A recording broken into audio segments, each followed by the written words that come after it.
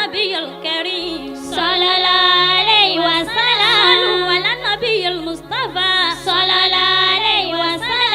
أعوذ بالله من الفقر والمراد وهكبة السوء ومن شماتة اليدا ومن الشيطان الرجيم بسم الله الرحمن الرحيم تبارك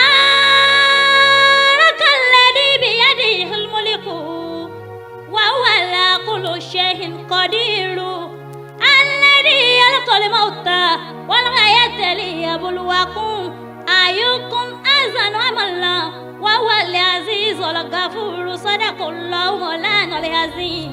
Allahu Akbar. Mo dúpẹ́ lọ́wọ́ rẹ Allahu Sati. Ìwọ ló ṣàṣẹ̀dá mi látara bàbá mi. Àṣẹrẹ́ náà ni mo fi dárayá mi. Kó wọlé bàbá mi pẹ̀lú màmá mi. Sati jẹ́ ńlá lùyọ, mo ń bẹ Ọlọ́run. Sati jẹ́